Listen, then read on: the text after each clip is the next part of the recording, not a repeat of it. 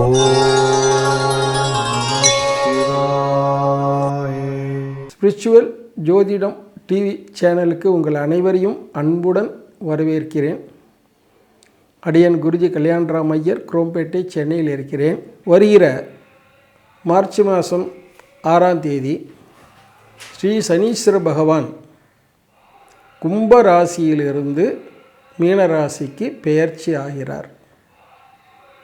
Right. இது வாக்கிய பஞ்சாங்கப்படி அன்றைக்கு தான் பெயர்ச்சி ஆகிறார். திருக்கணித பஞ்சாங்கம், வாக்கிய பஞ்சாங்கம், 2 சிஸ்டம் இருக்கிறது. திருக்கண பஞ்சாங்கத்தில் ஆல்ரெடி பெயர்ச்சி ஆயிடுச்சுன்னு திருக்கணித பஞ்சாங்கத்தில் சொல்கிறாங்க. ரைட். இருந்தாலும் இந்த வாக்கிய பஞ்சாங்கம் தான் பலன்களுக்கு விசேஷமானது. நம்பர் 1. நம்பர் 2, தமிழ்நாட்டில் இருக்கிற எல்லா கோயில்களையும் இந்த வாக்கிய பஞ்சாங்க பிரகாரம் தான் ஃபாலோ பண்ணுறாங்க. உதாரணமாக திருநள்ளார், அந்த கோயிலில் கூட அவங்க பப்ளிஷ் பண்ணிட்டாங்க, நாங்கள் இந்த சனிப்பெயர்ச்சி தான் நாங்கள் எடுத்துக்கிறோம், திருக்கணித பஞ்சாங்க பிரகாரம் நாங்கள் எடுத்துக்கல. இன்னொரு உங்களுக்கு அடிஷ்னல் இன்ஃபர்மேஷன், ஒரு 10 வருஷத்துக்கு முன்னாடி திருக்கணித பஞ்சாங்கத்து வாக்கியமே கொஞ்சம் வித்தியாசம் இருக்கும். திருநள்ளாறில் கூட 2ஐயும் கூட நாங்கள் பூஜை பண்ணுறோம்னு சொன்னாங்க. ஆனால் இப்போ வந்துட்டாங்க. இப்படி இந்த வருஷம் அனௌன்ஸ் பண்ணிட்டாங்க, இதுதான் மார்ச் மாதம் 6ஆம் தேதி 6 சனிப்பெயர்ச்சி தான் கரெக்ட்னு அவங்களும் சொல்லிட்டாங்க. அது இருக்கட்டும். எல்லா கோயில்லையும் அந்த வாக்கிய பஞ்சாங்க பிரகாரம் தான் எல்லா அனுஷ்டானங்களும் பார்த்துக்கிறாங்க. ப்ளஸ் நாங்கள் ஜோசியர் பார்க்குறோம். இதில் இந்த வாக்கிய பஞ்சாங்க பிரகாரம் தான் பலன்கள் நல்லா இருக்குது. இன்னும் கேட்டால் தென்னாட்டில் முழுக்க பார்த்திங்கன்னா எல்லா ஊர்லேயும் இருக்க ஜோசியர்களும் அந்த வாக்கிய பஞ்சாங்கம் 28 எல்லாம் சொல்லுவாங்க இல்லையா, அதனால் எல்லாமே இப்படி தான் பண்ணுவாங்க. அதான் வாக்கிய பஞ்சாங்க பிரகாரம் தான் ரைட், அப்படி தான் எடுத்துக்கோங்க. ரைட். பலன்கள் பிரகாரம் அதுதான் கரெக்டாக இருக்குது. ரைட். இப்போது சனீஸ்வர பகவான் கும்பராசிலேருந்து மீனராசிக்கு பெயர்ச்சி ஆகிறார். ரைட். இதில் 7.5 சனி எல்லாருக்கும் தெரியும். அந்த 3 ராசியில் இருக்கும்போது அந்த 7.5 சனி இருக்கும். இப்போ மகர ராசிக்கு விடுபடுறார், மேஷ ராசிக்கு சேர்றார். மேஷ ராசிக்கு இப்போ 7.5 சனி ஆரம்பம். ரைட். இப்போது கும்பராசிக்கு, மீனராசிக்கு, மேஷராசிக்கு 3 இடத்துக்கும் சனீஸ்வர பகவான் 7.5 சனி பலனை கொடுப்பார். அதை பற்றி பலன்கள் என்ன பண்ணணுங்கிறது பிற்பாடி பார்ப்போம். ஆனால் நல்லா கவனிச்சிக்கோங்க, சனி இந்த 3, 6, 11 இருக்கும்போது விசேஷமான பலன்களை கொடுப்பார். அது ஒன்றையும் நல்லா கவனிச்சிக்கணும். 7.5 சனி 7.5 சனிங்கிறது 12, 1, 2 3ஆம் இடத்துக்கு வரும்போது அது பேர் லக்ஷ்மீகரம்னு பேர். 7.5 சனி முடிஞ்சு அந்த ஒரு 2.5 வருஷம் 3ஆம் இடம் தான் லக்ஷ்மீகரம். லக்ஷ்மீகரம்னாலே மகாலட்சுமி கடாட்சத்தோடு இல்லை, அந்த வருஷம் சூப்பராக இருக்கும். அந்த 2.5 வருஷம் சனீஸ்வரன். அது அடுத்தது 6ஆம் இடம். 6ஆம் இடத்துக்கு வரும்போதும் விசேஷமான பலன்களை கொடுப்பார். அடுத்தது 11ஆம் இடம். 11ஆம் இடத்துக்கு வரும்போது ரொம்ப அதிர்ஷ்டமான டைம். 30 வருஷத்துக்கு ஒரு தடவை தான் அந்த 11ஆம் இடங்க லாபஸ்தானம். 30 வருஷத்துக்கு ஒரு தடவை தான் வருவார். அப்படி வரும்போது அது ஒரு விசேஷமான பலன்கள் கொடுப்பார். இதை கொஞ்சம் கவனிச்சுக்கிட்டோன்னு வச்சுக்கோங்களேன். நம்ம எப்பயுமே ப்ரீ பிளான்டுன்னு உண்டு எல்லாத்துக்குமே சார். சின்ன விஷயமா இருந்தாலும் சரி, பெரிய விஷயமா இருந்தாலும் பிளானிங் இஸ் ரொம்ப முக்கியம். நம்ம இந்த கிரக சூழ்நிலைகளை அனுசரித்து நம்ம வாழ்க்கையை நடத்திக்கிட்டோம்னாக்கா நிச்சயமாக ஜெயிக்கலாம். அதே மாதிரி சனீஸ்வர பகவான் 7.8 சனியில் கஷ்டத்தை கொடுப்பார், அலைச்சலை கொடுப்பார், பிரச்சனையை கொடுப்பாருனாலும் அஷ்டம சனின்னு ஒன்று இருக்குது. அர்த்தாஷ்டம சனி. அர்த்தாஷ்டமம்னா அர்த்தம் பாதி, அஷ்டமத்தில் பாதி 4. 4ஆம் இடம். 4ஆம் இடத்தில் இருக்கும்போதும் கொஞ்சம் பிரச்சனை கொடுப்பார், அஷ்டமத்தில் இருக்கும்போதும் பிரச்சனையில் கொடுப்பார், 7ஆம் இடம் கண்டக சனி இருக்கும்போதும் பிரச்சனைகள் கொடுப்பார். அப்போ நம்ம என்ன பண்ணணும், இதை அனுசரித்து பண்ணிக்கணும். சார், எப்படியாப்பட்ட ஹெல்த்தியாக இருக்கவங்களுக்கு ஒரு நாள் உடம்பு சரியில்லை, அது போக தான் செய்யும். அப்போ நம்ம என்ன பண்ணுறோம், மருந்துகள் எல்லாம் எடுத்துக்கிறோம். ஏதோ ஒரு மருந்து, அலோபதியோ சித்தா மருந்தோ ஆயுர்வேதமோ எடுத்து சரி பண்ணிக்கிறோம். அது மருந்து சரி பண்ணிக்கினா சரியாக போகுது. அதே மாதிரி தான் தெய்வங்களுக்கும் நம்ம சரியான பரிகாரங்கள் செஞ்சுக்கிட்டோம்னாக்கா அந்த பிரச்சனையிலேருந்து நம்ம விடுபடலாம் அந்த பரிகார பலன்களால். இன்னொன்று, எந்த தெய்வமும் நம்மளுக்கு கஷ்டம் கொடுக்கணும்னா அது பரிகாரங்கள் செய்ய விடாது. ஆனால் அதையும் மீறி தான் நம்ம பரிகாரங்கள் செய்யணும். பரிகாரங்கள் செஞ்சிட்டாக்கா அந்த கிரகம் நம்மளுக்கு கெடுதல் பண்ணாது. ஏன்னா அதுக்கெல்லாம் சத்தியத்துக்கு கட்டுப்பட்டதுகள். அதனால தான் சரியான பரிகாரத்தை கேட்டுட்டு சரியான பரிகாரத்தை செஞ்சு முடிச்சிட்டோம்னாக்கா நம்மளுக்கு நிச்சயமாக அந்த கிரகம் நம்மளுக்கு கெடுதல் பண்ணாது. உதாரணமாக சனீஸ்வர பகவான் எந்தெந்த இடத்துல இருக்காரோ அதுக்கு தகுந்த மாதிரி பரிகாரங்கள் நம்ம பண்ணிட்டோம்னாக்கா அவர் நிச்சயமாக நம்மளுக்கு கெடுதல் பண்ண மாட்டார். இதுதான் ரொம்ப முக்கியம். சார், இப்போது ஒரு ராசிக்கு ஒன்று தனித்தனி பலன்களை நம்ம பார்ப்போம். அது ரொம்ப முக்கியம். அது உங்களுக்கு எல்லாருக்கும் தேவைப்படுற விஷயம். கொஞ்சம் விவரமாக சொல்கிறேன், அதை கேட்டுக்கோங்க, அதை ஃபாலோ பண்ணுங்க. மீன ராசிக்காரர்களுடைய சனீஸ்வர பெயர்ச்சி பலன்களை பார்க்க போகிறோம். மீனராசிக்காரர்கள் எல்லாருமே மெக்னானிமஸ் பீப்புள் தான், பெருந்தன்மை உள்ள பீப்புள் தான். அது சாஃப்ட் நேச்சர். மீனராசிக்காரர்கள் ஒரு பெரிய விஷயம். அது நல்லா கௌரவமாக இருப்பாங்க. குடும்பமான வரைக்கும் அந்த மீனராசி மீன லக்னக்காரன்லாம் அந்த வாத்தியர் சம்பந்தப்பட்ட உத்தியோகம் இருக்கும். ஏதாவது ஒரு லைனில் டீச்சிங், இல்லாட்டி உபதேசமானு பண்ணுவாங்க, இல்லாட்டி குருமார்வான்னு இருப்பாங்க, இல்லாட்டி புரோகிதராவான்னு இருப்பாங்க. ஏதோ ஒரு விஷயத்தில் சொல்லி கொடுக்குற ஸ்டேட்டஸில் இருப்பாங்க. எப்பயுமே உலகத்தில் சார் நல்லா கவனிச்சுக்கோங்க, எல்லா உத்தியோகத்தை கூட வாத்தியர் உத்தியோகம் ரொம்ப நல்ல உத்தியோகம். ஏன்னா அவங்களும் ஒழுக்கமாக இருப்பாங்க, மற்றவங்களையும் ஒழுக்கமாக இருக்க சொல்லுவாங்க. சார், ஒழுக்கம்தான் சார் வாழ்க்கையில் ரொம்ப முக்கியம். ஒரு வாத்தியார் இருக்கவங்களாம் ஒழுக்கமாக இல்லாமல் இருக்க மாட்டாங்க. ஜென்ரலாக யாரோ 1-2 ஸ்டே கேசஸ் இருக்கலாம். ஆனால் பொதுவாக வாத்தியார்னா வாத்தியார்ப்பா நல்ல மனுஷன்பா அப்படி தான் இருக்கும். அவங்களும் பசங்களை நல்லா தான் வளர்ப்பாங்க. இது லைஃப் லாங் பேரை காப்பாற்றுற எல்லாத்தையுமே காப்பாற்றும். வாத்தியார் வீட்டில் பொண்ணு எடுக்கலாம், பொண்ணு கொடுக்கலாம். ஏன்னா அவங்க நியாயமாக இருப்பாங்க, தர்மமாக இருப்பாங்க. இது உலக இயற்கை எல்லாருக்கும் தெரிஞ்ச விஷயம். அப்போ இந்த மீன ராசிக்காரன் மீன ரகக்காரங்கள்லாம் இந்த வாத்தியார் சம்பந்தப்பட்ட தகுதி உண்டு. அப்படின்னாலே ஒரு நல்ல ஆத்மா தானே, கரெக்ட் தானே? அப்போ அந்த மீனராசிக்காரனாலும் ஆனாலும் சார் எல்லாருக்கும் 7.5 சனிங்கிறது அஷ்டம சனிங்கிறது மாறி மாறி வரத்தானே செய்யும். இப்போ நம்மளுக்கு 7.5 சனி 2 வருஷமாக இருக்குது, இன்னும் 5 வருஷம் பாக்கி இருக்குது. இப்போ ராசிக்கு வந்திருக்கா, கும்பராசியிலேருந்து மீனராசிக்கு நம்முடைய ராசிக்கு வந்திருக்கார்.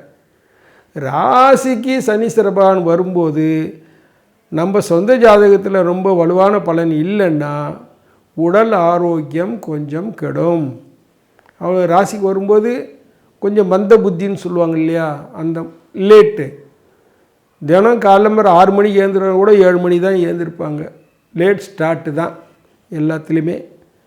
அந்த 7.5 சனிங்கும்போது அதில் அந்த ராசிக்கு சனி பகவான் வரும்போது அசமந்தம்னுவாங்க இல்லையா, மந்த நிலைன்னு சொல்லுவாங்க இல்லையா, லேட் ஸ்டார்ட்னு சொல்லுவாங்க இல்லையா, இந்த ஒரு குணாதிசயங்களாக வந்து தான் சேரும். சனீஸ்வர பிரீத்தி பண்ணிக்கின்னு தான் ஆகணும். இவங்க இன்னும் 5 வருஷம் கடக்கணும். அதனால் பரிகாரம் பண்ணிக்கிட்டால்தான் சரியாக வரும். ஒரு தடவை திருநள்ளாறு போயிட்டு வாங்க, ஒரு தடவை ஒரு நவகிரகம் வீட்டில் பண்ணிக்கிறது நல்லது.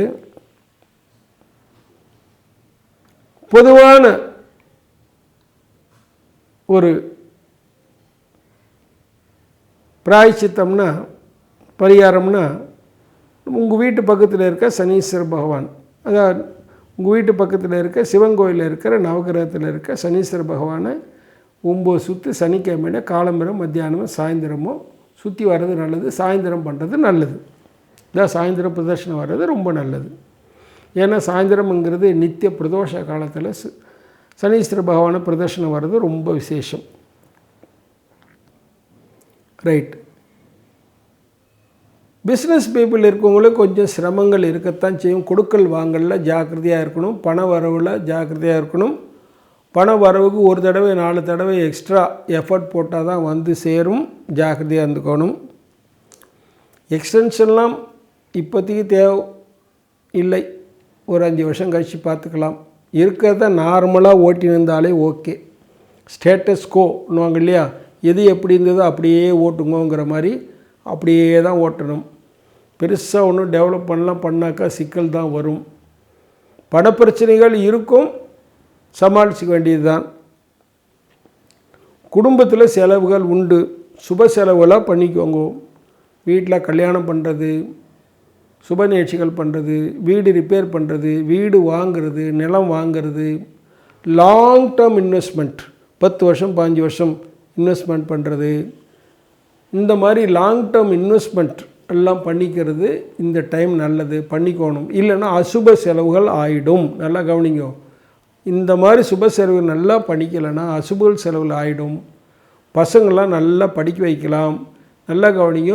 பசங்களை ஃபாரின் அனுப்பி படிக்க வைக்கிற நேரம் இந்த நேரம். அந்த ஏஜ் குரூப்பில் இருந்தால் வெளிநாட்டில் போய் படிக்கிறதுக்கு உண்டான வாய்ப்புகள் கிடைக்கிற டைம். ஏன்னா அது செலவு, வெளிநாட்டு செலவு, நம்மளுக்கு அதிகமான செலவு. அந்த செலவால் நம்ம கொஞ்சம் கஷ்டப்படுற நேரம். அதனால் பசங்களை வெளிநாட்டு அனுப்பிச்சி படிக்க வைக்கிற நேரம். வெளிநாட்டில் இருக்கிறவங்களுக்கும் கொஞ்சம் சிரமங்கள் உண்டு, ஜாக்கிரதையாக இருக்கணும். இந்தியாவுக்கு போய் வந்துடலாமான்னு தோன்ற டைம் தான் இப்போது. சிலர்லாம் வந்துடுவாங்க, சிலர்லாம் தவிர்க்க முடியாத சூழ்நிலையில் சிலர்லாம் வந்துடுற மாதிரி தான் ஆகும். வேலையில் இருக்கவங்க ஜாக்கிரதையாக இருக்கணும். ப்ரொமோஷன்லாம் பெருசாக ஒன்று எதிர்பார்க்க முடியாது. இன்னும் எதிர்காலம்தான் கொஞ்சம் தள்ளி தான் வரும். பெருசாக ஒரு இன்க்ரிமெண்ட், மானிட்டரி பெனிஃபிட், அதாவது நார்மலாக எது கிடைக்குமோ அதுதான், அது கிடைச்சாலே போகும். அந்த மாதிரி சூழ்நிலையில் சாட்டிஸ்ஃபை ஆகி தள்ளிடும். புதிய உத்தியோகம் கிடைக்குமா? ஜாதகத்தில் ஸ்ட்ராங்கான பலன் இருந்தால் தான் வாய்ப்புகள், இல்லைன்னா எல்லாமே தள்ளி போகும். ப்ரொமோஷன்லாம் தள்ளி போகும். என்ன காரணம் தள்ளி போச்சுன்னு சொல்லலாம் முடியாது, தள்ளும். நம்மளுக்கு கிடைக்க வேண்டிய நார்மல் இன்க்ரிமெண்ட் கிடைச்சாலே பெரிய விஷயம், இல்லைன்னா அதுவும் தள்ளி போகும். நார்மலாக கிடைக்க வேண்டிய விஷயம்தான், ஆனால் சில காரணங்களாக தள்ளி போகிறதுக்கு உண்டான வாய்ப்புகளும் இந்த நேரத்தில் இருக்குது. மீனராசிக்காரங்களுக்கு நினச்ச மாதிரி உத்தியோகம் மாற்றம் ஏற்படுமாங்கிறதெல்லாம் சந்தேகம். அப்படி மாற்றம் ஏற்பட்டாலும் போகிற இடம் அவ்வளோ விசேஷமாக இருக்கா. அதனால் இருக்கிற இடமே சுகம்னு இருந்துருவணும். நல்லா கவனிச்சுக்கோங்க, இருக்கிற இடமே சுகம்னு இருந்துருவணும். மாறுறதெல்லாம் அவ்வளோ விசேஷம் இல்லை. நோய் நொடிகள் தவிர்க்க முடியாதது. அதாவது நரம்பு சம்பந்தமான விஷயம், வாதங்கள் சம்பந்தப்பட்ட விஷயம், மூட்டு வலி, இது மாதிரிலாம் இருக்குது இல்லையா, மூட்டு வலி, கீழ்வாயு, வாத நோய்கள்னு சொல்லுவாங்க. இதெல்லாம் தவிர்க்க முடியாது தான். எஸ்பெஷலி கால் விஷயங்களை ஜாக்கிரதையாக இருந்துக்கணும். எதிரி தொல்லைகள் இருக்கும், ஜாக்கிரதையாக தான் இருந்துக்கணும். இப்போதைக்கு 45 வயசு 50 வயசுக்கு மேலே இருக்க மீனராசிக்கு எல்லாருக்கும் கால் பிரச்சனை வர்றதுக்கு வாய்ப்புகள் இருக்குது. ஜாக்கிரதையாக இருந்துக்கும். கால் பிரச்சனை வரலாம், அடிபடலாம், மூட்டு வலி, நடக்க முடியாமல் ஒரு சூழ்நிலைகள், நரம்பு பிரச்சனைகள், இதெல்லாம் வர்றதுக்கு வாய்ப்பு இருக்குது. ஜாக்கிரதையாக இருந்துக்கணும். ப்ரிவென்டிவ் மெயின்டெனன்ஸாக ஜாக்கிரதையாக முன்னாடியே நம்ம ஒரு ட்ரீட்மெண்ட் மாதிரி எடுத்துக்கிறது ரொம்ப நல்லது. அரசியலில் இருக்கவங்களுக்கு சாதகமான சூழ்நிலை இல்லை. அது அவ்வளோ விசேஷமாக இல்லை, சாதகமான. செலவு பண்ணுவீங்க, ஜாக்கிரதையாக செலவு பண்ணிக்கோங்க. கால்குலேட்டடாக ரிஸ்க் எடுக்கலாம், ஆனால் பெரிய ஒரு பெனிஃபிட் கிடைக்கிற விஷயம் இல்லை. அனாவசிய செலவுகள் அதிகமாகிடும். கிடைச்ச எதிர்பார்ப்பு நிறைவேறும்னு சொல்ல முடியாது. ஆனால் பின்னாடி இன்னொரு 5 வருஷம் கழித்து ஒரு நல்ல டைம் வருது, அப்போ லக்ஷ்மிகரம் வரும், அப்போ ஜெயிக்கலாம். ரைட். அடுத்தது வாத்தியார் வேலையில், வாத்தியார் டீச்சிங் சம்மந்தப்பட்ட இருக்கணும், ஜாக்கிரதையாக இருக்கணும். பேர் கெடாமல் பார்த்துக்கணும். இப்போது பேர் கெடுற டைம். அதனால் பேர் கெடுற டைம், மன உளைச்சல் வர்ற நேரம், ஜாக்கிரதையாக இருந்துக்கோங்க.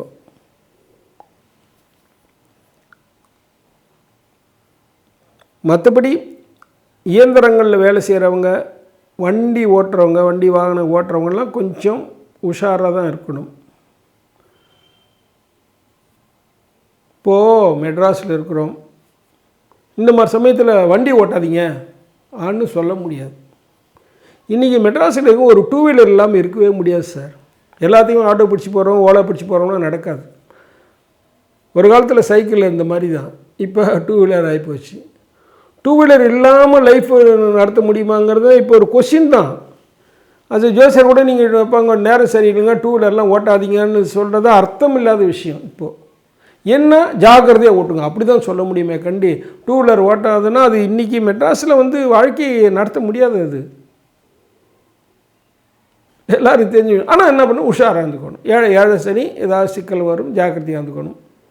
வண்டி வாகனங்கள் பழுது ஏற்படும். ப்ரிவென்டிவ் மெயின்டெனன்ஸு ரொம்ப முக்கியம்னாலும் யார் பண்ணுறா? எல்லாம் வண்டி பிரேக் டவுன் ஆனப்பட தான் ரிப்பேர் பண்ணுறோம். ஆனால் வண்டி செலவுகள்லாம் இருக்குது. ஏழை சனி இருக்குது, ஜாக்கிரதையாக இருந்துக்கணும். எல்லாத்துக்கும் ஒட்டு மொத்தமாக நான் சொல்ல சனீஸ்வர பிரீத்தியும் பண்ணிக்கோங்க. கூடவே குலதெய்வம் பிரார்த்தனை பண்ணிக்கோங்க. ஏன்னா குலதெய்வம் நம்மளை காப்பாற்றுறதுக்காக எப்பயுமே காத்துக்கிட்டு இருக்க தெய்வம். எங்கே போனாலும் கூட வந்து காப்பாற்றுற தெய்வம் குலதெய்வம். நம்ம குலவர்த்தி, கோத்திரவர்த்தி, வம்சவர்த்தி, புத்திரவர்த்தி, குடும்பவர்த்திக்கு காரணமானது குலதெய்வம். அதனால் அந்த குலதெய்வத்தையும் பிடிச்சிட்டிங்கனாக்கா மிச்சம் இருக்கிற 5 வருஷத்தை சௌரியமாக ஓட்டிடலாம். குலதெய்வ அனுகிரகம் ப்ளஸ் சனீஸ்வர பகவான் அனுகிரகம் ஓட்டிடலாம். அதனால் இந்த பரிகாரத்தை ஒன்று நல்லா பண்ணிக்கோங்க. அடுத்த 5 வருஷம் கழித்து லக்ஷ்மீகரம் வருது, அப்போ பார்த்துக்கலாம் எதுவாக இருந்தாலும்.